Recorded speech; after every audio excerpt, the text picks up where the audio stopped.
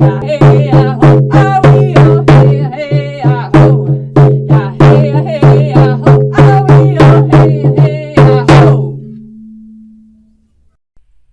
everyone, and welcome to the 22nd episode of Shaman's Way. This is Doug, and today Cricket will be talking about UFOs, aliens, and myths, so it should be pretty cool. We didn't get a chance to record this at the same time though, so I'm just going to cut over to her recording that she emailed me. We hope you really enjoy it, and let us know what you think. Hello everyone. It has been a long time since I have put my voice to the recorder. I have missed our discussions. I have missed creating words and stories for you. So I wanted to share a podcast about stories in a way. I want to talk about aliens, UFOs, and myth. I want to bring us, first of all, I want to say that whether you hold aliens or UFOs as part of your reality or not, it really doesn't affect me any more than whether or not I have an understanding or an acceptance of aliens and UFOs in my life. It really doesn't matter to you. What I want to talk about is one of the terms that I've used over the years is overculture, and you'll see it I'm sure in other literature. It refers to the dominant culture that we live in. I wanted to discuss the version of aliens and UFOs from the overculture's perspective. But I also want to bring in the perspective of other ideas and other speakers and other thinkers. So in that light, I want to talk about gives us a relationship with spirit world. And I think aliens, UFOs, and myths, we have a long history. We've just called them different things. And currently I think we are in the version of aliens, and according to some, aliens used to be part of our ancient language. Whether it was or whether it wasn't, I really don't have an opinion on. However, I want to talk about what's going on right now. So people who have a close encounter with aliens and UFOs is something that I have tracked for a lot of years. So I have listened to many different people's stories and experiences with aliens and with UFOs. And I find one of the things most fascinating is that constant language of conspiracies and secrets and cover-ups. So I think we can see these also in mythology.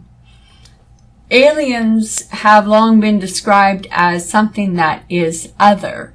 We have many mythologies that discuss the examples of other in the form of the fae or the mystical beings. I can refer to specifically, I'll refer to later on about the Celtic and the Welsh mythology and the Tuatha De Danann. But right now I want to talk about what happens in the mind shift of somebody who has an experience with a close encounter with how they describe as an alien and a UFO. So when this happens, what seems to be the most reoccurring psychic or psychological relationship is that they have to come to grips with the idea that the world is not as simple as it seemed, when they were growing up with mom and dad nearby. Encounters leave a person with the experience that the world is filled with enormous vistas and abyss. So how does a UFO experience accomplish this?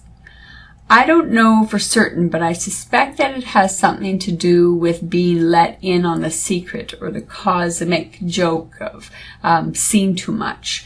such that going back to a world of naive Newtonian atomistic thinking really is no longer an honest option.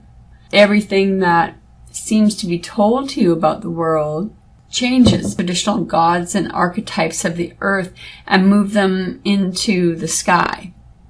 So in relationship to that, they're moving away from the small universe into the big universe. The master of the two worlds are the people who can follow the sacred path, the old path, the cosmic path, or at least the knowledge that there is a difference between star people, star bodies, and the physical people with the physical bodies. The acknowledgement of the experience is up to the experiencer, not an objective or adjective listener.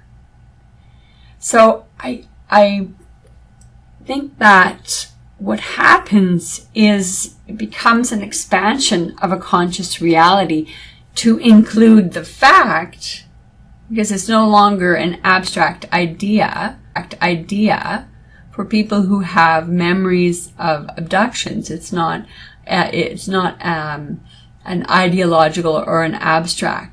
For the individual, this is a fact. The world is not a simple place, and there are many more things outside of one's self-existence than one could ever possibly imagine. And in that acceptance, nothing back home will ever make sense again if we try to apply old logic upon a new vision. So we change our perception. One of the aspects of shamanism is changing perception. However, I'm diverging from my story. So we are effectively unable to tap our red shoes and wish to go home. I find it very fascinating, and I wanted to discuss that. That's also an aspect of mythology. We have many stories, ancient, semi-ancient, that refer to walking between the worlds. We have mythologies, we even have the Bible in and of itself discussing a UFO, and it discusses or outlines what a flaming chariot flying through the sky would look like. Imagine that language. I mean, you only have a chariot as a language, and you don't know another language, and you look up and you think, oh, there's something in the sky. The only thing I can apply that to is a chariot. So anyway, and that's a bit of a digression. However, what I'm trying to say is that the idea of being abducted, or the idea of shifting between the worlds, the idea of encountering something other, has long been part of our cultural mythology. What I wanted to bring to view is how that mythology has changed over time. When we look at the Tuatha De Danann, and we look at the idea that there are absolutes in respect to how people felt about the relationship between human beings and the inhabitants of the other world. In the Celtic mythology, I learnt and read beautiful articles about the Tuatha De Danann, or the people of the goddess of, called the plant Anwen. And I apologize to individuals who speak the languages which these are derived from, and I apologize for what could very possibly be very poor pronunciation. However, I'm trying. So in the Welsh otherworld, what we have there are even older people that I was introduced to, and they are the people of the Irish word is Sid, meaning the other world. The Welsh word is Sed. One of the words I learned were the she, and some people refer to them as the Sith. So these individuals, if we take a look at the modern alien of the tall, lanky beings, we have the Greys, and then there's the mythology of the tall, lanky beings. In the Tuatha De Danann mythology of the tall, lanky beings, in the Tuatha De Danann, the elf, part of the elf population, part of the Shi, part of the most ancient, could be upwards of 7 feet tall and were very translucent. And so that is a really interesting vein of mythology. The other root word for said is seat, meaning that seat or that abode. The word also refers to sacred places where one might encounter beings in the spirit world. So that's one use of the word. So that place or that abode. So the word also means and refers to the beings themselves that you encounter when you're in the said. And finally, the third meaning is peace. So encountering the beings of the Tuatha De Danann in the said, in the place, the seat of the spirit, in the form of the spirit, and in with that relationship becomes peace. The inhabitants then of the spirit world in human or animal form, we recognize the presence of divine, and we do act accordingly when we encounter beings that have long been. Right now, the myth surrounding aliens and UFOs is not about respectful or honoring the myth that we are creating in regards to crossing a threshold. Now, we have created primarily a relationship of war or a relationship of one to other. So the modern myth of crossing the threshold in UFOs and in aliens has created an atmosphere of fear. I believe that my ancestors, and indeed my own self, as I believe this is not my first time in this amazing place we call Earth, I think that that ability to have a relationship with the world comes through the generations, comes through our own selves. We have a otherworld presence or an otherworld theme. In the Tuatha De Danann, the otherworld is an ever-present theme, and it represents truth, respect, and understanding, and that's a peace between the worlds. Some of the oldest Welsh tales refer to finding the other world as a glittering white otherworld hounds with red ears, or in my relationship it has been a human being or my own experience with the Tuatha De Danann as being incredibly fascinating creatures, but I'm getting off topic. So, UFOs. I'm going to go back to the idea of the flying chariots. UFOs. Well, we have lots of ways of traveling. In our myths, we have the flying sleighs in the myth of Santa Claus and the elves and the mystical, the Mascaria. That's why they fly. If you didn't know that, check up some of your history. One of the ways that the Sami people would herd the reindeer is with urine, because the reindeer really like the taste of Amanita muscaria and urine. So the idea of the flying reindeer comes from the fact that the reindeer like to enjoy the Amanita muscaria, the red and white mushrooms, the ability to fly. So I think that is, and there are other much more learned individuals who believe that that is where the beginning of the story of the flying sleigh comes from. However, We have broomsticks. We have the flying horses that are often referred to in Celtic mythology, in mythology referring. We have Pegasus as being one of the beings, one of the ships that flies through the worlds. We have long been given the ability to fly it. So when we talked about earlier about that spirit being within and all of a sudden it's without, it's outside of ourselves, it's higher up than ourselves.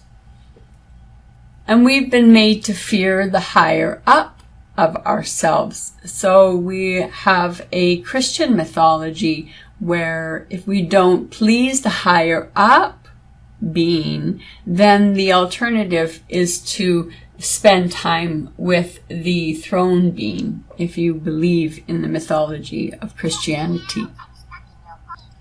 The reality of it also refers to the fact that we have been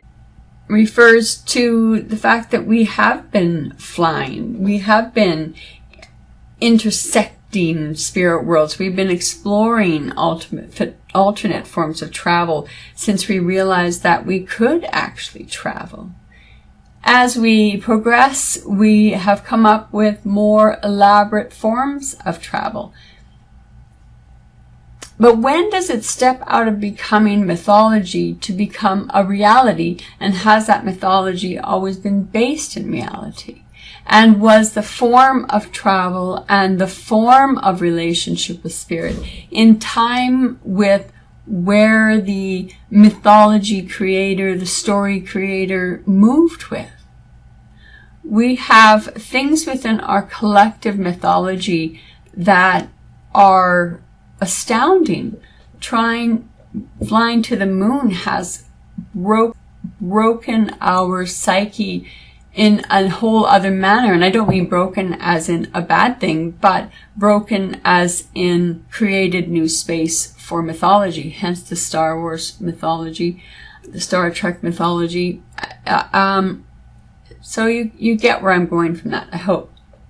It is different because we have blood and we have bone memories.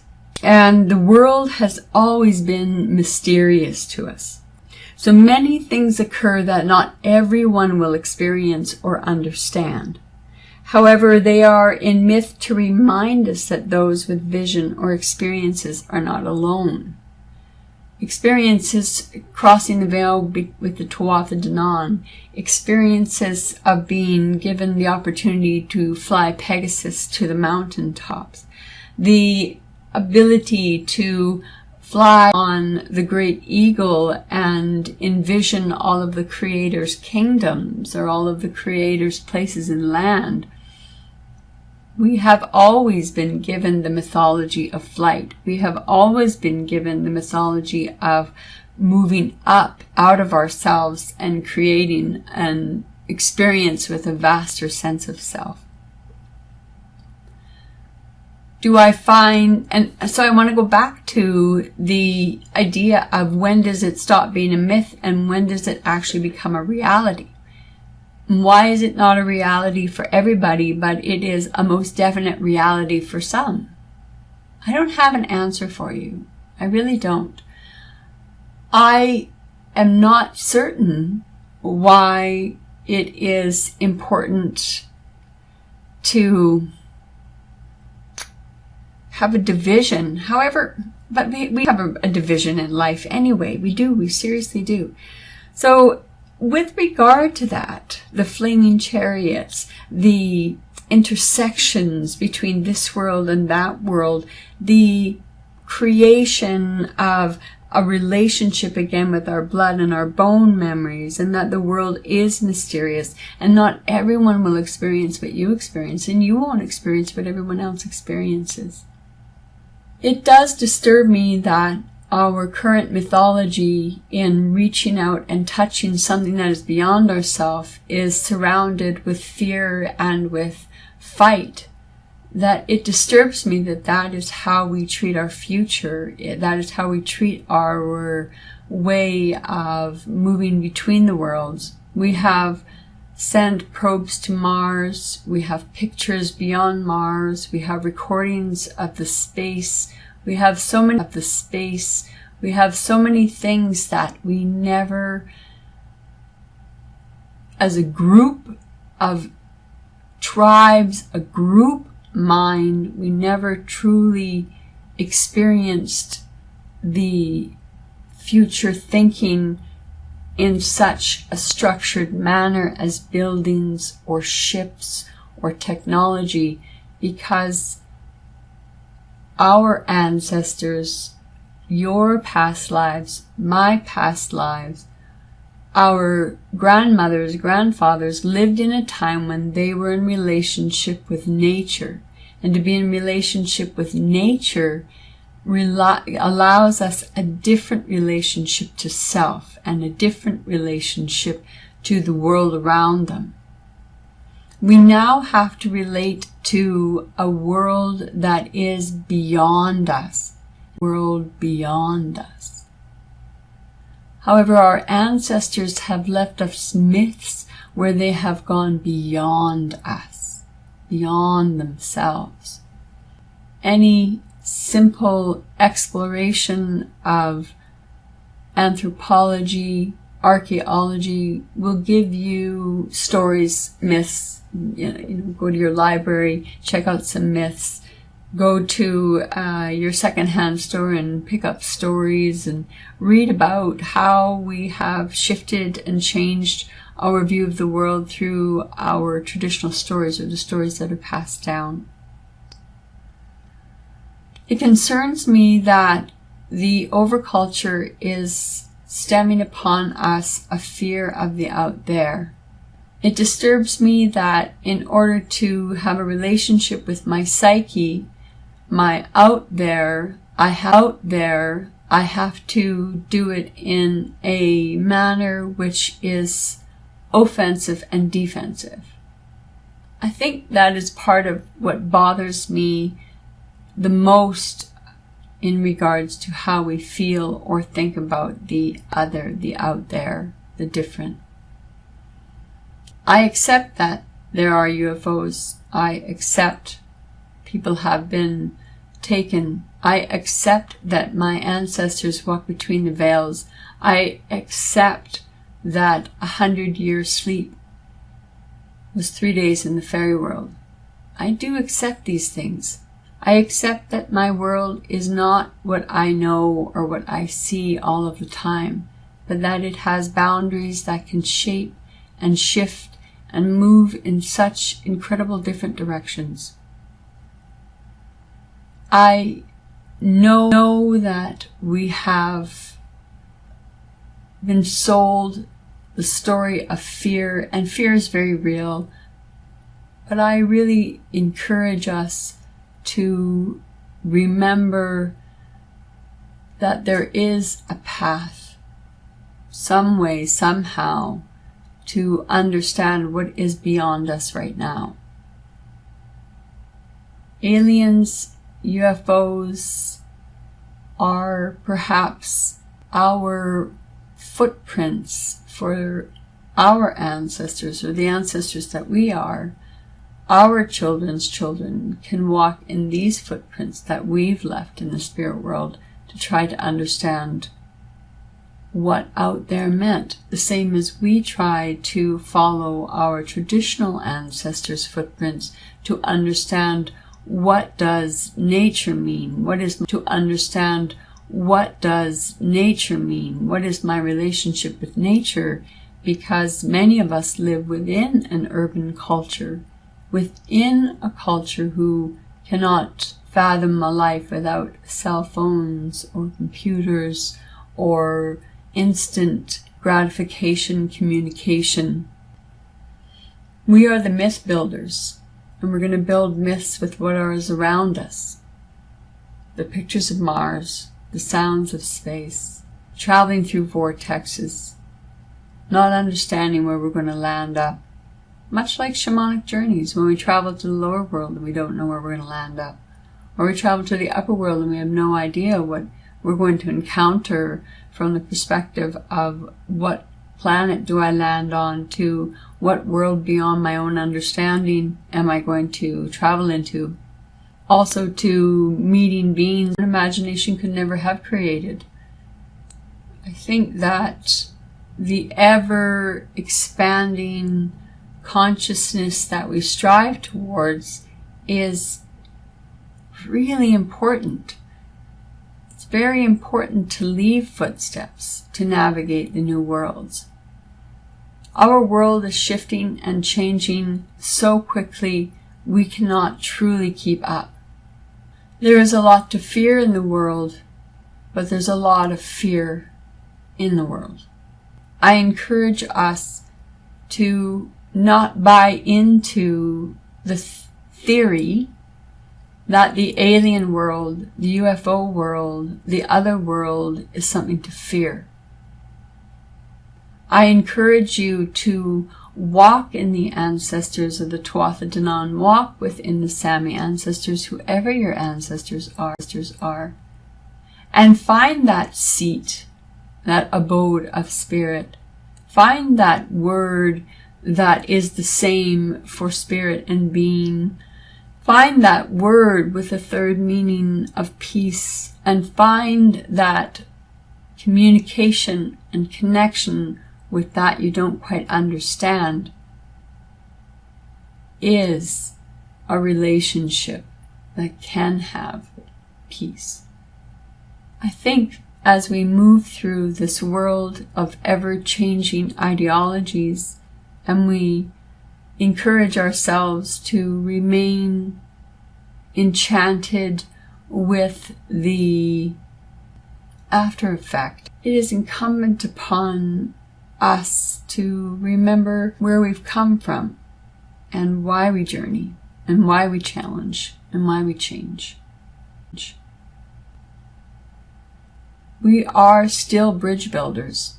Shamans have forever been bridge builders. They've been the ones who have brought the messages from the spirit world back. And what is very important about shamanism today and the use of the luxuries of our cell phones, of our computers, of lovely and wonderful podcasts, is that we have another way of connecting and relating to each other in a space and place to understand who we are at this point.